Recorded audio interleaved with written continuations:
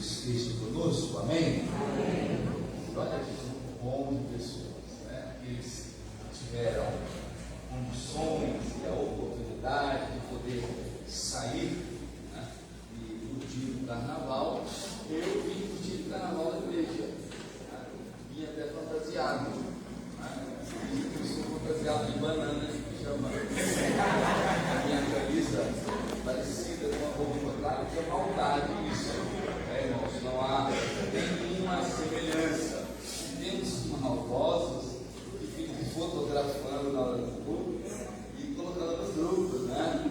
A gente faz aquela colagenzinha, a banana de pijama, mas não tem nada a ver, não. Isso é calúnia, intriga da oposição, é o Ministério da Crítica, que precisa, né, de conteúdo novo para polemizar.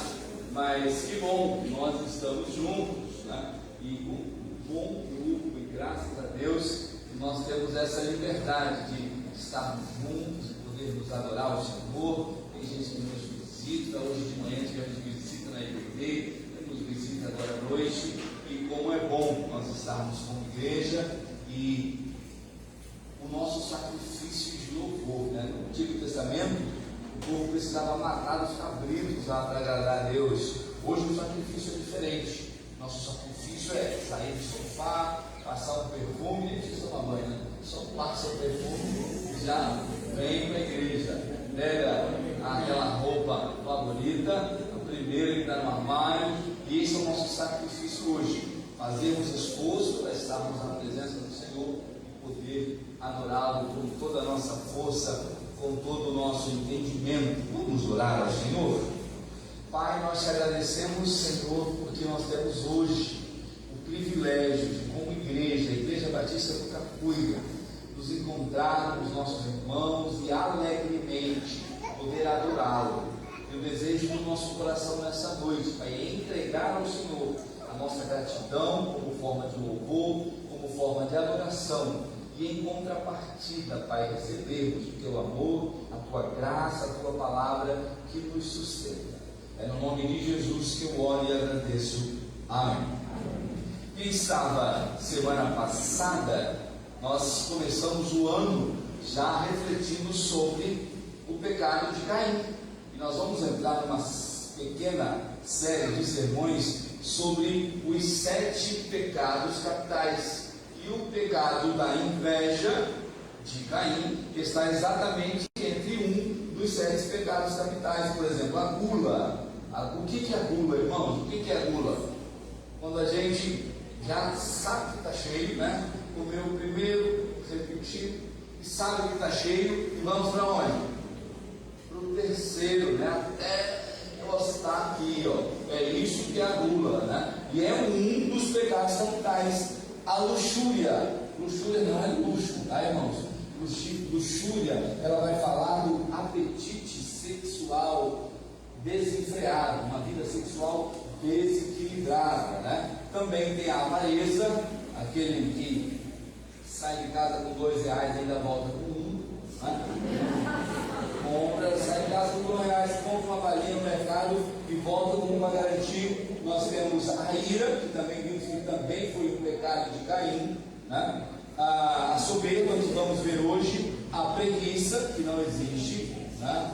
Não existe, eu não tenho esse negócio, e a inveja, que foi o que vimos semana passada. Semana passada nós vimos o pecado da inveja e o pecado da ira. Caim conseguiu cometer quase todos os pecados capitais, todos só ali naquele ato, né? E os pecados capitais, na verdade, eles não existem na Bíblia como termo, os pecados capitais. Essa ideia dos pecados capitais foi o Papa, lá no século VI, o Papa Gregório.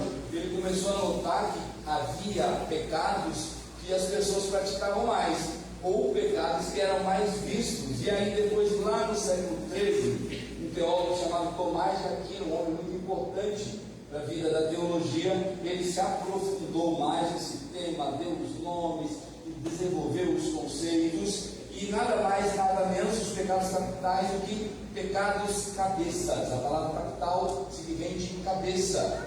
Então são pecados cabeças. Por que são pecados cabeças? porque a partir desses pecados, um monte de outros pecados virão juntos. Por exemplo, qual foi o primeiro pecado de Caim?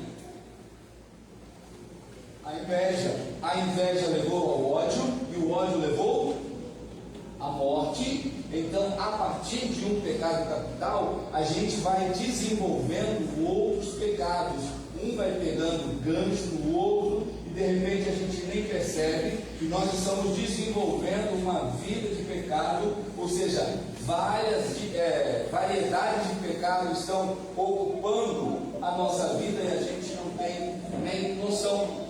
E por isso, pastor, por que você fica pregando sobre pecados? Esse irmão, a irmã Denise hoje ofereceu um banquete para o pastor, né? Ofereceu um banquete lá, pernil com alecrim, né? E durante o almoço conversava com o pastor, aquele sermão, né, sobre Caim. E o culto protestante, o culto cristão é para isso, é para pregar sobre o pecado, para trazer a consciência sobre o pecado, porque somente quando eu tenho consciência do pecado eu vou viver o arrependimento. Aquilo que eu não tenho ciência do que eu faço, não tem como me arrepender. E nós só somos perdoados por Deus se nós confessarmos os nossos pecados, demonstrarmos arrependimento. Só vai haver mudança em nós se houver reconhecimento do meu pecado e arrependimento. E isso só vai acontecer se alguém me dizer: epa, esse negócio é pecado, epa, você está pecando. O Davi tinha consciência da burrada que ele tinha feito. Davi já tinha até esquecido. E chega o profeta e fala: rapaz, esse cara é você. E fala: esse cara sou eu. Antes de Roberto Carlos, quando Davi já me imagina: esse cara sou eu. Ele fala: eu pisei na bola. E Davi então vai se arrepender. A partir do momento que ele é confrontado com o seu pecado, ele tem ciência do seu erro, e a partir daí Davi começa a desenvolver o arrependimento para ter o perdão do Senhor. A Bíblia não tem uma lista dos pecados capitais, mas a Bíblia fala muito parecido. Olha, por exemplo, Provérbios 6, 17 e 19. Olhos altivos, que é o quê? Soberba. Então, os olhos altivos, língua mentirosa, mãos que derramam sangue inocente, gente que faz mal, coração que traça planos perversos, pés que se apressam para fazer o mal, a testemunha falsa que espalha mentiras, e aquele que provoca discórdia entre os irmãos. Aqueles pecados ali, Deus abomina, Deus não suporta, Deus não conversa com esse tipo de realidade. Você reparou que todos esses pecados estão relacionados à falta de amor ao próximo. Então, todos esses pecados entram pela falta de amor ao seu semelhante. E não amar o nosso semelhante é pecado, porque nós precisamos amar o nosso semelhante como a nós mesmos. Precisamos amar os nossos semelhantes assim como Deus nos ama. Então, essa lista de pecado em Provérbios fica muito claro uma lista de pecados que Deus abomina, Deus rejeita. O texto bíblico diz que Deus odeia todos esses pecados. E hoje nós vamos entrar no pecado da soberba. Só pela imagem a gente já consegue ter uma ideia do que é soberba. O gatinho, o que ele está pensando que ele é? Pensando que ele é um leão. Vai sair andando na rua, né, até ele encontrar um cachorro, aí ele vai saber que ele não é um leão. Então, uma das características da soberba é quando nós não temos a exata noção de quem nós somos. E aí nós temos uma imagem fantasiosa sobre nós, e quando a gente olha no espelho, mesmo sendo um gatinho, o que a gente pensa? Eu sou o leão. Eu sou um leão. E a palavra soberba, ela é um sentimento de superioridade e arrogância. O fruto da soberba faz com que achemos que somos melhores do que os outros, e até mesmo melhores que Deus.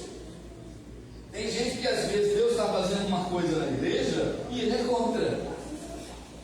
Aí Aí você olha assim e fala, Jesus, esse aí é a quarta pessoa da Trindade, né? Porque se Deus está levando a igreja, movendo, trabalhando, fazendo uma direção, e a pessoa ainda é contra aquilo que o próprio Deus está fazendo, então às vezes nós nos deparamos com algumas pessoas, você tem que quase ajoelhar e dizer, cara, essa é a quarta pessoa da Trindade, e ela está acima dos outros três. Porque o mover de Deus, aquilo que Deus está fazendo, às vezes nos sentimos até maiores do que Deus. A soberba é cega e enganadora, e a insensatez e a falta de humildade nos afasta de Deus e nos leva para um abismo. O sentimento de superioridade, o sentimento de que somos melhores do que os outros, a falta de humildade, a insensatez, ela nos leva por um caminho de engano. Nós vamos construindo a nossa vida, tomando as nossas decisões, construindo os nossos relacionamentos, as nossas atividades, através dessa forma de pensar. E quando nós percebemos, nós estamos distante da família, estamos distante dos amigos, estamos distante de Deus. E quanto mais nós vamos nos isolando, cada vez mais nós nos deparamos com um abismo. Nós vamos refletir sobre algumas formas de soberbas que nós geralmente encontramos no nosso meio cristão. E a primeira coisa que nós encontramos no meio cristão é a soberba espiritual. Olha o que diz esse texto bíblico. 2 homens subiram ao templo para orar. Um era fariseu e o outro publicano. O fariseu em pé orava no íntimo: Deus, eu te agradeço porque não sou como os outros homens, ladrões, corruptos, adúlteros, nem mesmo como este publicano. Jejuo 2 vezes por semana e dou o dízimo de tudo quanto ganho. Era a quarta pessoa da Trindade. Olha o que o cara fala, né? Ele agradece, eu te agradeço porque não sou como os outros. Eu sou quem? Eu sou diferentão. Eu não sou como um monte de comedor de feijão ali, não. Eu sou diferente de todo mundo. Aí de repente vem o segundo, mas o publicano ficou à distância. Ele nem ousava olhar para o céu sequer, mas batendo no peito dizia: Deus, tenha misericórdia de mim, que sou pecador. Eu lhes digo que sou pecador. Eu lhes digo que este homem, e não o outro, foi para casa justificado, perdoado diante de Deus. Pois quem se exalta será humilhado, e quem se humilha será exaltado. O texto bíblico que nós acabamos de ler nos coloca diante de 2 personagens com posições e posturas completamente diferentes. O personagem 1 que nós vimos no texto se trata de um homem de alta classe social, um homem de boa condição financeira, um homem que gozava de uma posição religiosa favorecida e um homem que gozava de grande reconhecimento das pessoas. Quando ele passava, as pessoas falavam: aquele é o cara, olha lá, ó, que homem bom, que homem reto, que homem fantástico, né? Eu queria ter um filho assim, eu queria que minha filha casasse com um homem daquele jeito.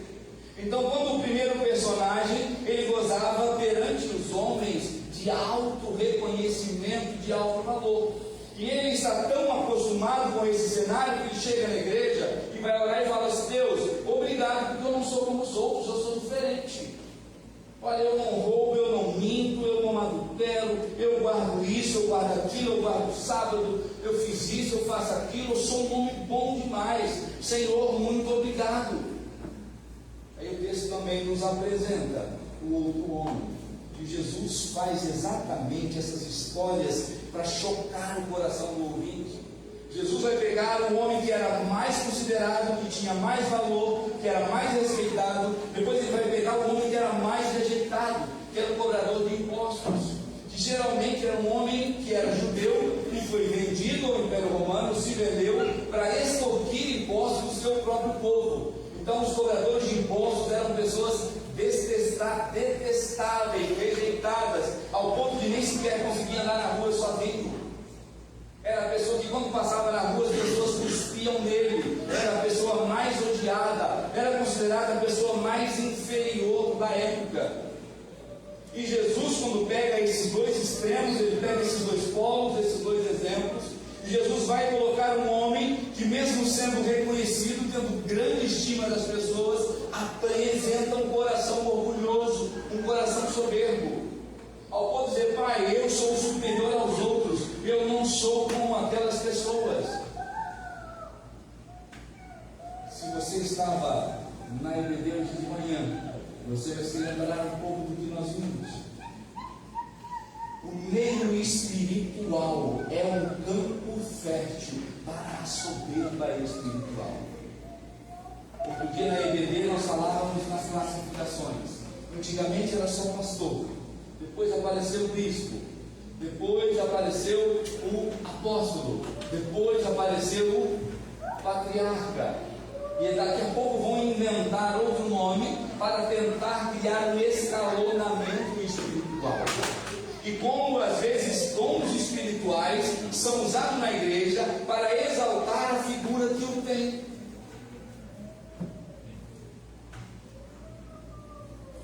Alguém me contou essa semana de alguém que foi a uma casa orar por alguém que estava muito doente, e esse alguém disse: olha, fique tranquila, Deus vai curar o seu filho. Mãe, pode ficar sossegada, arruma sua cama, vai dormir, que Deus vai curar o seu. Deus me disse que vai curar o seu filho. E o tempo passa e o menino vem a óbito. E agora tudo que era ruim, crer em Deus em um momento de morte, agora se torna ainda pior.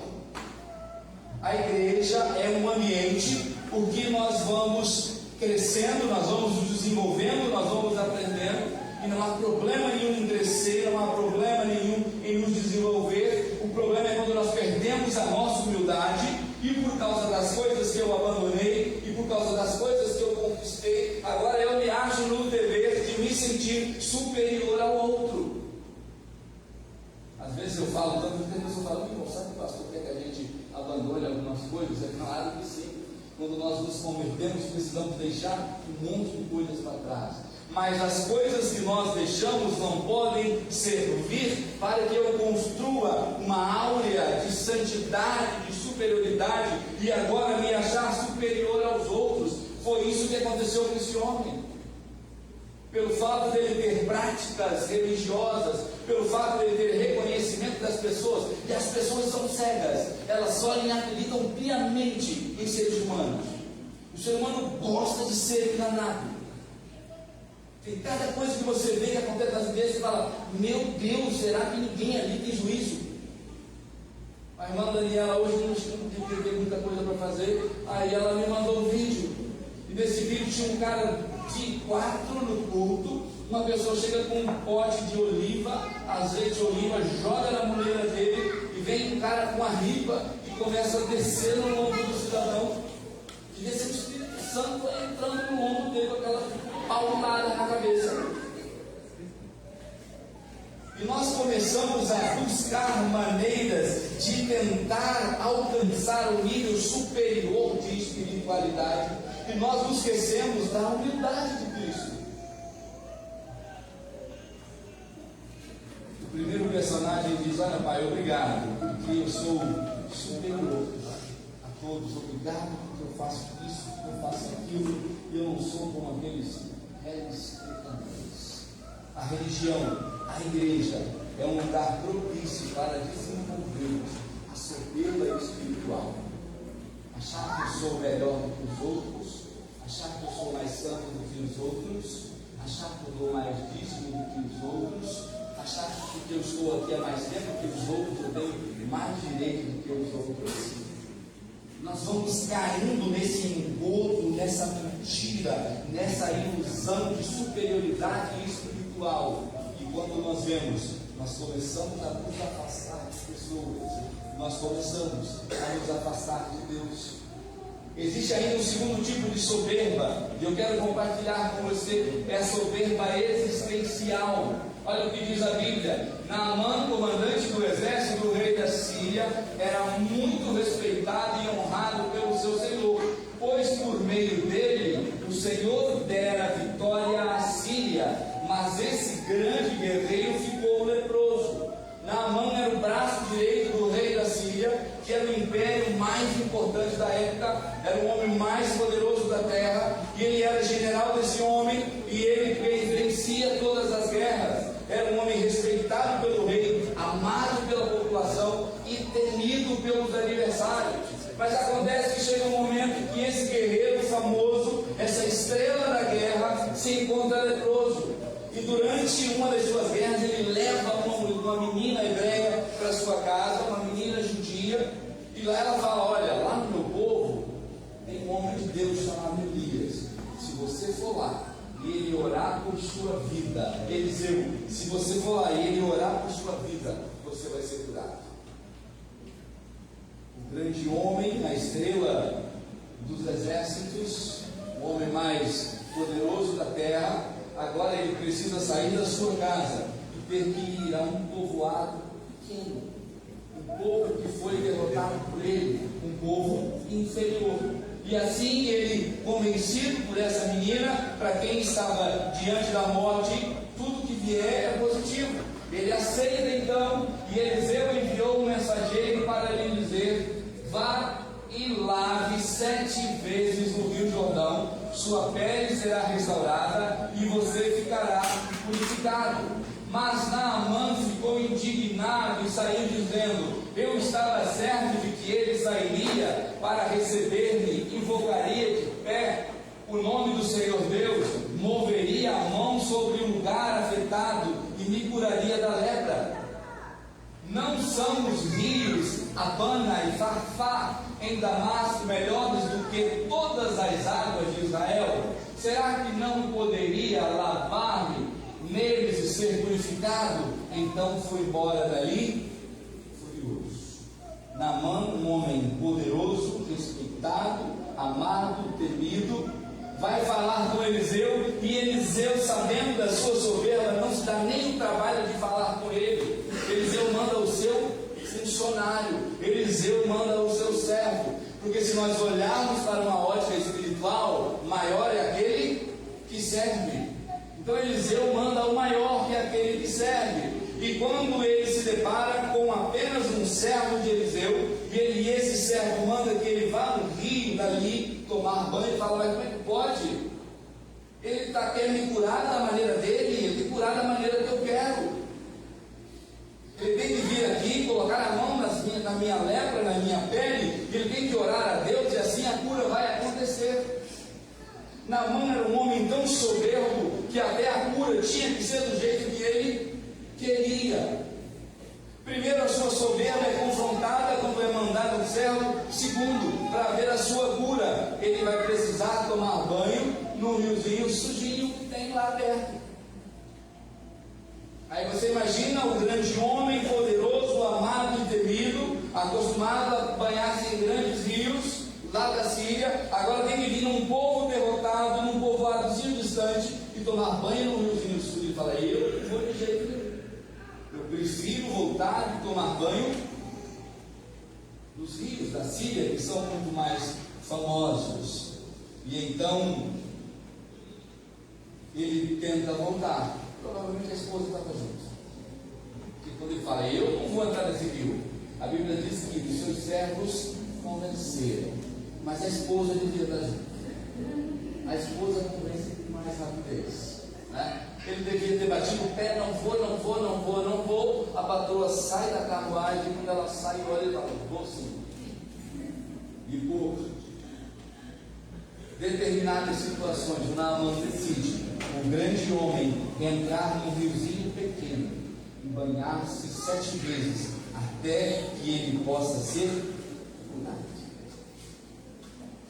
Às vezes, as posições que nós ocupamos nos tornam tão superiores aos outros, ao ponto de também nos afastar de pessoas.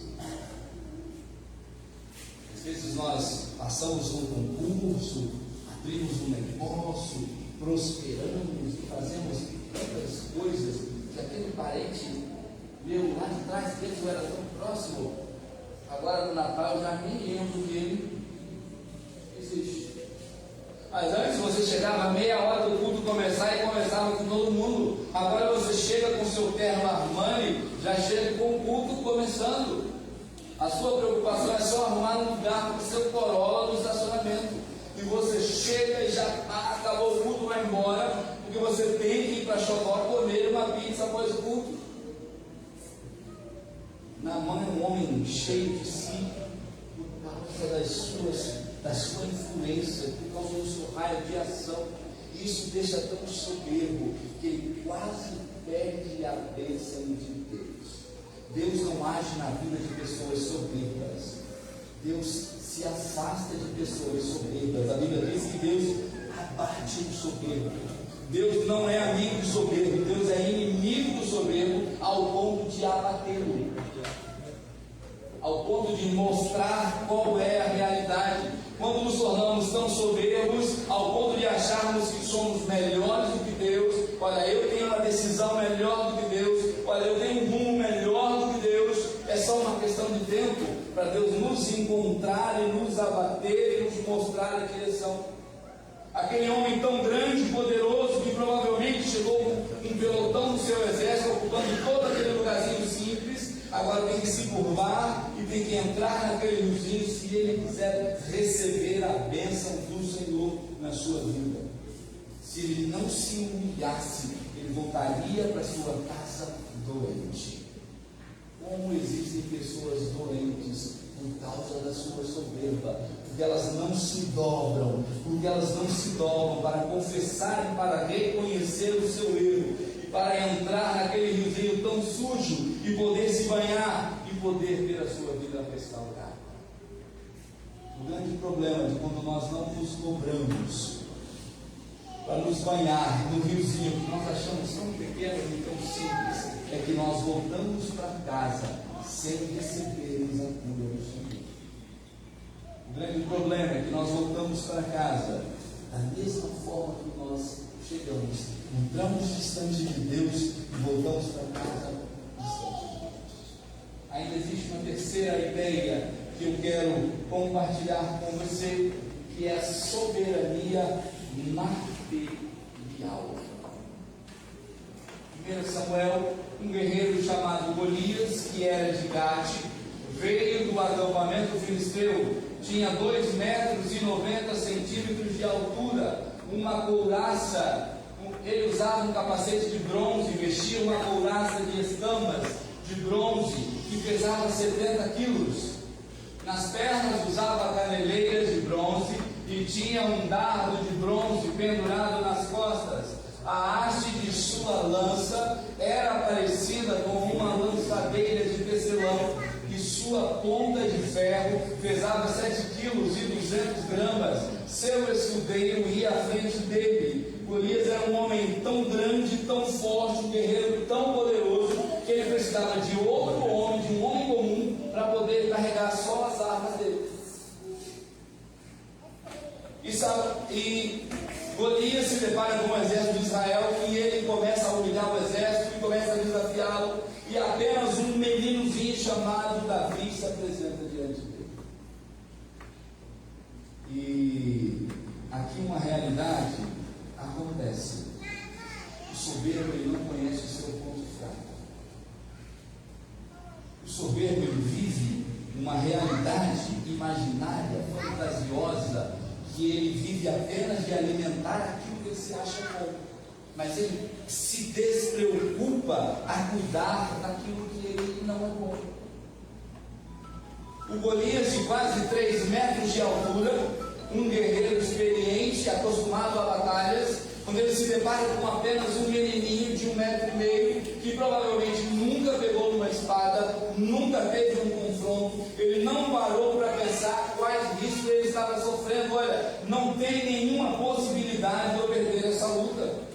Eu acabei de desafiar um exército inteiro de homens valentes, fortes, guerreiros experientes, e nenhum ousou a me enfrentar. E agora esse menininho deste tamanho vai me enfrentar.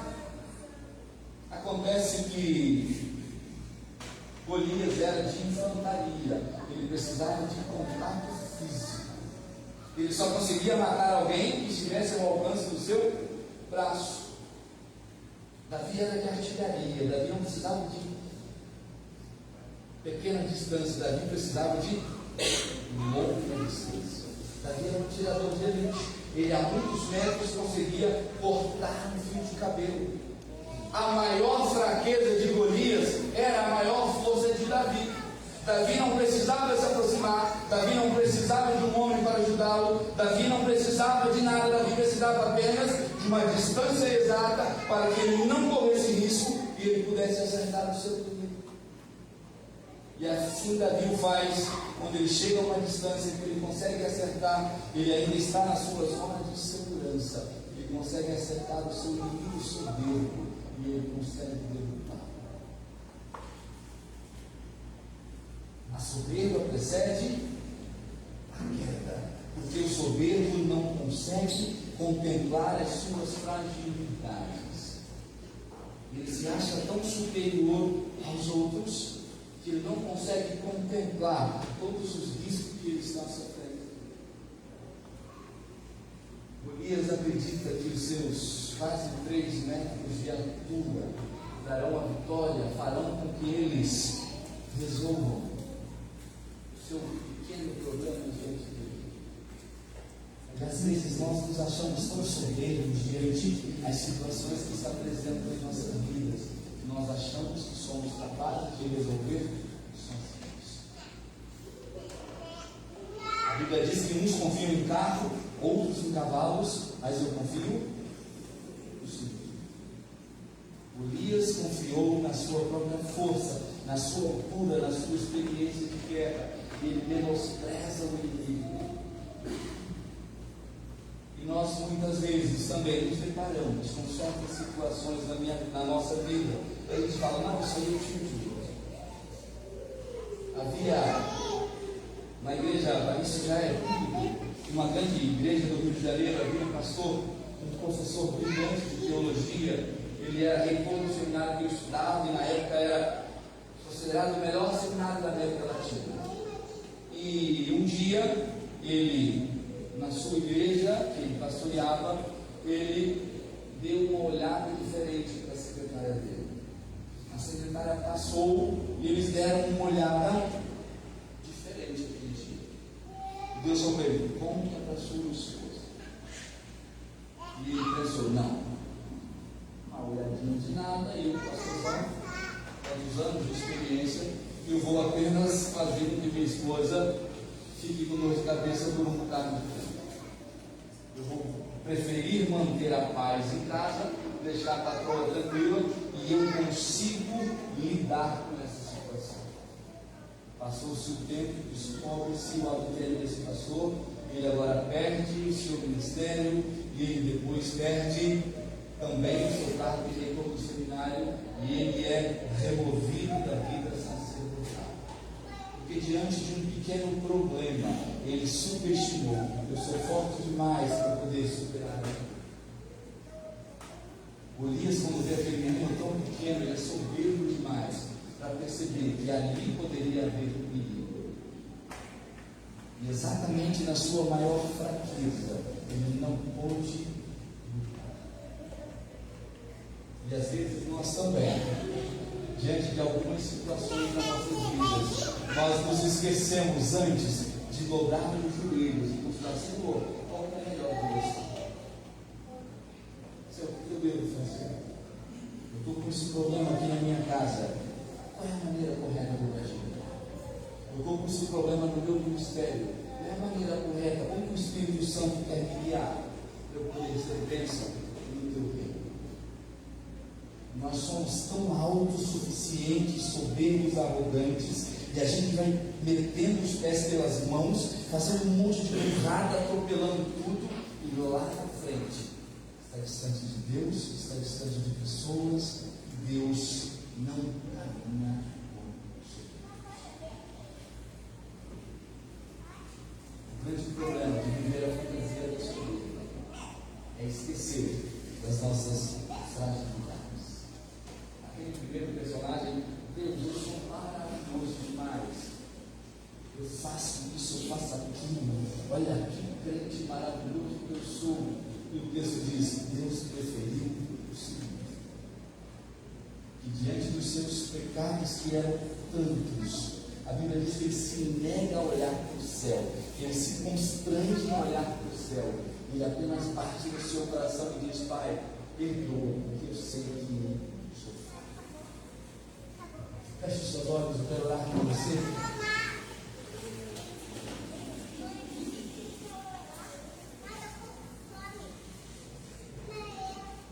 A soberba é tão rasteira, ela vai encontrando espaço nos nossos corações, que nós nem percebemos. A soberba é como sal. Você coloca o sal num pedaço da carne e ele vai entrando fibra por fibra, e de repente toda aquela carne está saudável. A soberba também, ela vai entrando nos nossos corações através das nossas conquistas, através das nossas habilidades, através dos lugares que nós ocupamos, através do reconhecimento que as pessoas têm, através do status que nós vamos conseguindo. E quando o tempo passa, nós estamos tomados pela soberba. Já não consultamos mais a Deus para agir, já não ouvimos mais os nossos pais, que ficaram velhos demais. Eu sou jovem, eu tenho tanta vida pela frente, olha, eu tenho tanta força, olha, eu sou tão inteligente, eu vou conquistar o mundo. E nós vamos nos iludindo, nos deixando nos levar pela soberba, pelo que somos, pelo que temos, pelo que havemos de ter. De repente nós nos afastamos de pessoas que amamos, e de repente nós nos afastamos de Deus, e nos afastamos dos propósitos de Deus da nossa vida.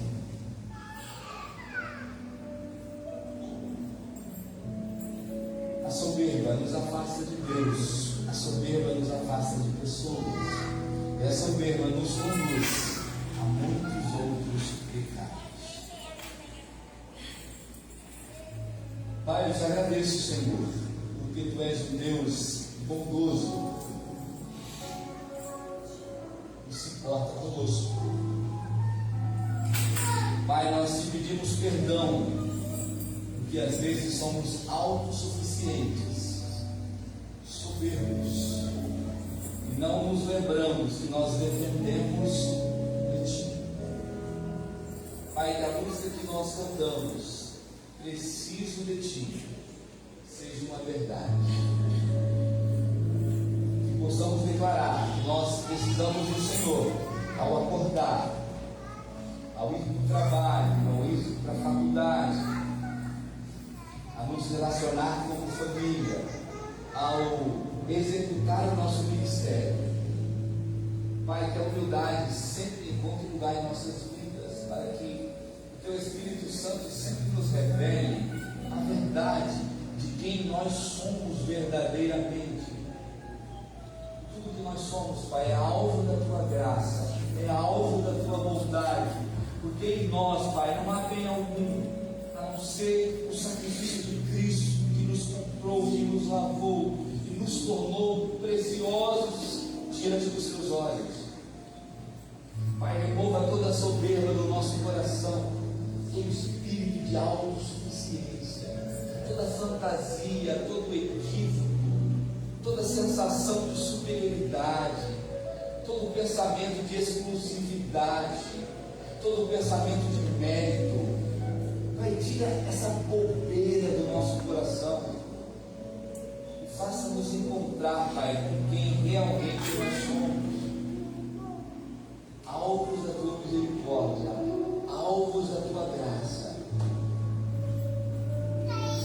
Pai, que o Espírito Santo nos convença nessa noite de quem nós somos de verdade.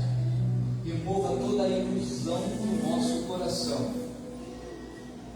Pai, não nos permita viver uma vida de aparência, uma vida de ilusão, onde nós confiamos em nós mesmos, onde nós nos alegramos conosco, com os nossos êxitos, e nos esquecemos, Pai, de amar aqueles que estão à nossa volta. Pai, que o coração humilde nasça no nosso coração nessa noite, Pai, que se envergonha na Sua presença, mas não se cansa de reconhecer que é pecador, e toca o seu coração. O que nós queremos nessa noite, Pai, é tocar no teu coração. Pai, nós não queremos ser elogiados, nós não queremos ser reconhecidos, nós não queremos ocupar lugares de destaques, nós não queremos ser vistos como pessoas maravilhosas. Pai, nós queremos ser vistos, Pai, como alguém que depende do Senhor para dar o primeiro passo. Nos ensina, Pai, a viver um evangelho verdadeiro, onde nós nos esvaziamos, para que possamos ser cheios do Teu Espírito Santo, ao ponto de Jesus ser visto em nós, através da Sua graça e da Sua misericórdia. Pai, perdoa o pecado da soberba, perdoa o pecado da inveja, perdoa o pecado da ira, Pai, para que possamos reconhecer os nossos pecados nessa noite e apresentá-los diante do Senhor, assim como Naamã fez, Pai. Após lutar, ele aceita a sua voz, ele decide fazer a sua vontade, e por isso ele tem a sua vida curada, por isso ele tem a sua vida transformada. Que possamos, Pai, fazer como Naamã nessa noite, lutar contra a nossa carne, lutar contra o nosso ego, pelo nosso desejo de soberba, e que possamos entrar, Pai, nos teus rios nessa noite, e nos lavarmos na tua presença, e termos todas as nossas enfermidades saradas. Pai, nós confessamos os nossos pecados, nos rendemos diante do Senhor e te pedimos perdão por eles e clamamos pela tua graça sobre nossas vidas. É no nome de Jesus que eu oro e agradeço. Amém. Amém? Amém.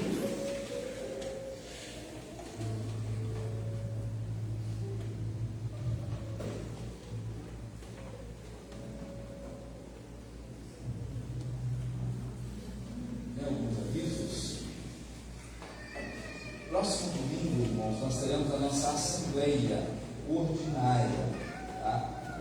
Próximo domingo às 10 horas da manhã. Nós teremos a nossa assembleia, temos um assunto importante para passar em relação ao pastor de igreja, no ano de 2024, é um assunto bem importante. Se você estiver interessado em participar mais da vida da sua igreja, participar das decisões da sua igreja, venha estar conosco.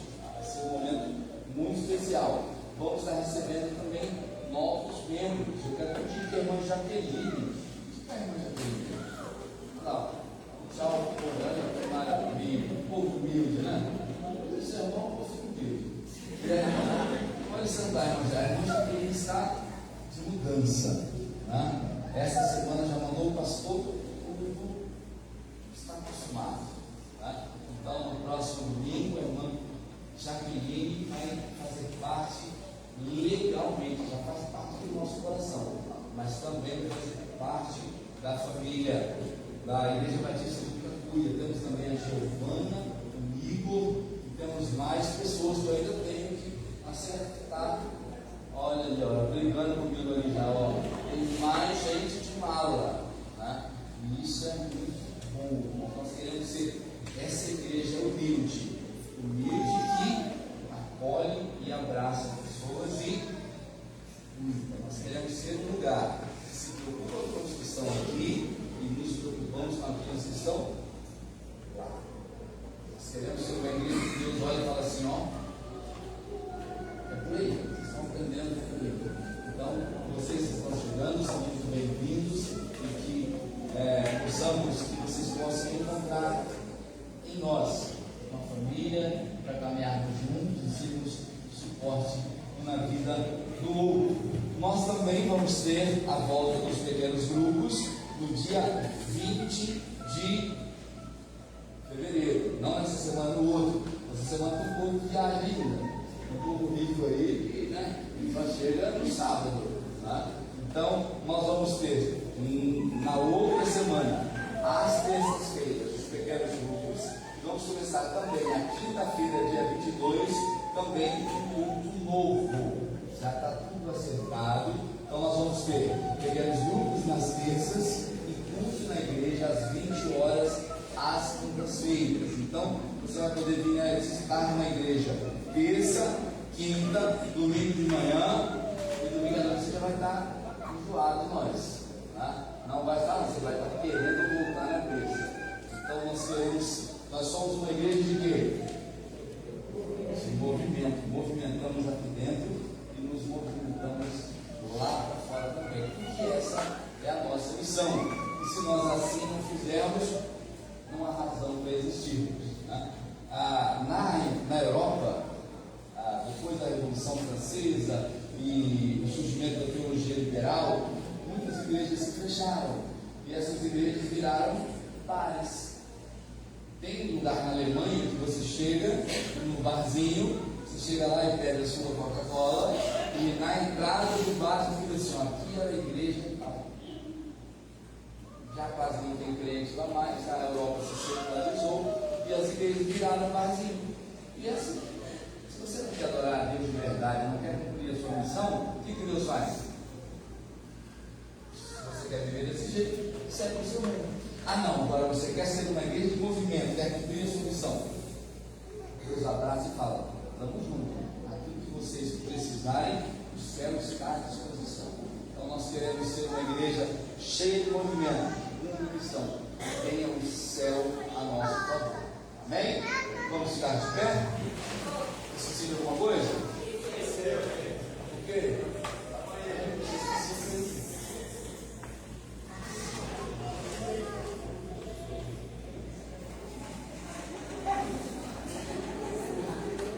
Boa noite, igreja. Eu acho que todo mundo sabe, hoje é aniversário do pastor.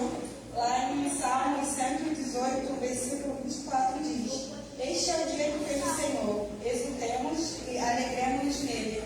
Então hoje a Igreja Batista do Capunha se alegra no Senhor e agradece a Deus pela vida do pastor Emildo, por mais um ano de vida que ele completa. E vamos orar neste momento, vamos entregar uma pequena lembrança em nome da igreja do pastor e agradecer a Deus por mais um ano de vida que ele concede ao pastor, que Deus continue abençoando, concedendo, contemplando o desejo do coração do pastor. Essa é a nossa oração e nós, como igreja, ficamos muito alegres pela vida do pastor, que tem sido uma bênção nas nossas vidas.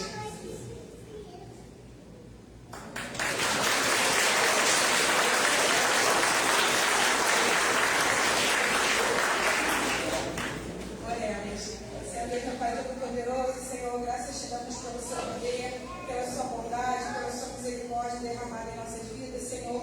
Especial neste momento, Senhor, queremos te agradecer pela vida do pastor, pelo teu servo, Senhor, que está, Senhor, à liderança desta igreja. Te agradecemos, Deus, por mais um ano de vida que ele completa, Senhor, pelas suas bênçãos derramadas sobre suas vidas, Senhor. E nesse momento, como igreja, Senhor, viemos, Senhor, te pedir, Senhor, que o Senhor continue derramando ricas bênçãos sobre a vida do pastor. Toma a sua vida, Senhor, continue dando direção, continue, Senhor, dando discernimento. Que ele continue, Senhor, a conduzir a tua igreja, Senhor, segundo a tua vontade, Senhor. Toma o sonho do pastor nas tuas mãos, Senhor. O Senhor vem estar contemplando, Senhor, os seus desejos, aquilo, Senhor, que ele tem, Senhor, colocado diante de ti, Senhor, aquilo que ele tem planejado para a sua vida, para a vida da igreja, Senhor.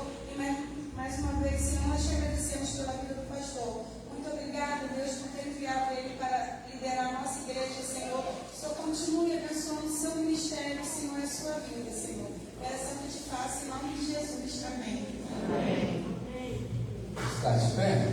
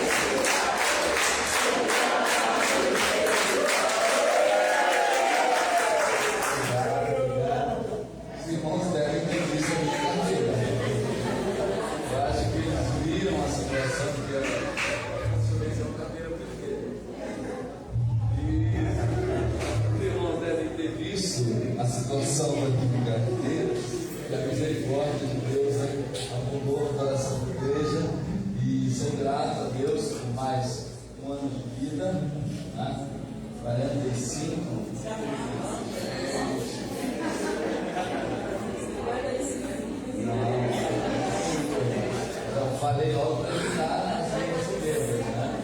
Já falei logo. Mas é motivo de alegria desfrutar de mais um ano de vida e mais um ano de vida de uma igreja juntos, como eu disse, com a irmã Jaqueline, saudável, com força, né? Isso que é bom, assim. 44 é o novo 35. Eu sou grato a Deus por mais um ano de vida e pela vida da igreja. E quero convidar aqui o irmão Leandro. Vem cá, Leandro. Na hora que acabar o culto, eu já orei muito hoje. E Leandro ficou aí com uma semana de férias, ficou um mêsinho e não aguentou. Um mêsinho aí, orando, e mandou um áudio para mim: ó, volta logo. Mas Leandro ficou aí um mês de férias, tocou aí o projeto, né? Fez todo o movimento. E sou grato a Deus pela vida do irmão Leandro. E que novas férias venham. Seguro, eu tenho mais um negócio aqui. Tá. Ora e agradece ao Senhor por mais esse dia, por essa semana que começa. E nós nos carnavais sempre teremos tudo. Olha, a igreja não tem. Isso é muito legal. Então não vamos cancelar tudo, não. A gente pode ver para a nossa igreja porque a igreja cancelou, né? E não tem mistério, não. Somos uma igreja movimento. Santo Deus, graças te damos, Senhor, por mais uma noite na tua presença. Noite incrível, Senhor, que tu agir. Obrigado, Senhor, por cuidar, Senhor Deus, da Igreja Batista do Cacuia. Obrigado, Senhor, por transformar a Igreja Batista do Cacuia em local de cura, onde pessoas estão sendo curadas, pessoas estão sendo transformadas, vidas estão sendo transformadas, famílias, Senhor Deus, estão sendo restauradas, tudo pelo poder do teu Espírito Santo. Uma igreja que tem o Senhor como centro da vida. Que cada um aqui nesta noite possa ter o Senhor, Jesus Cristo, o Filho de Deus, como o centro da sua vida, o centro da sua casa, da sua família, e onde quer que venhamos a pisar, que possamos estar refletindo, Senhor, a tua presença em nossa vida, que possamos nos esvaziar, Senhor, de nossas vontades, Senhor Deus, e nos preencher do teu Espírito Santo, ao ponto de transbordar em vidas serem alcançadas, Senhor, através de nossos testemunhos, Senhor. Pai, me entrega esta semana nas tuas mãos. Uma semana que é complicada, Senhor, uma semana difícil, aonde muitas coisas são oferecidas, Senhor, ao povo, coisas que nos agradam, Senhor, a Ti. Que a tua igreja permaneça firme, que a tua igreja permaneça forte, seguindo a tua palavra, vivendo a tua palavra, praticando tudo aquilo que tem ouvido o teu Espírito Santo a falar. Tudo aquilo que o teu servo venha falar à tua igreja, que sejamos não só ouvintes, mas também praticantes da tua palavra. Que a tua bênção recaia sobre cada um nesta noite, Senhor. Mais uma vez, eu aproveito para entregar a vida do nosso pastor nas tuas mãos. Que seus sonhos sejam realizados, Senhor. Que seus sonhos que são alinhados com os teus planos, Senhor, sejam realizados na vida dele. Que o Senhor continue dando saúde, sabedoria, discernimento, que cada vez mais ele possa estar buscando a tua face, que cada vez mais ele possa estar fazendo a tua vontade. Entrega a vida dele nas tuas mãos, Senhor. Eu entrego a tua igreja, Senhor Deus, para que seja guiado pelo poder do teu Espírito Santo. Então, uma semana abençoada na tua presença, e que sejamos uma igreja em movimento, e que vidas sejam alcançadas e restauradas para a honra e glória do teu santo nome. É a oração que eu te faço em nome de Jesus. Amém. Domingo que vem podemos assentar, vamos continuar com os 7 pecados capitais. E também vamos fazer um paralelo dos pecados capitais com o livro de Gálatas, trabalhando graça e os frutos do Espírito. Se você acompanhar as duas coisas, vai dar para ligar uma coisa a outra, ter um tal encontrar o nosso problema, para que a gente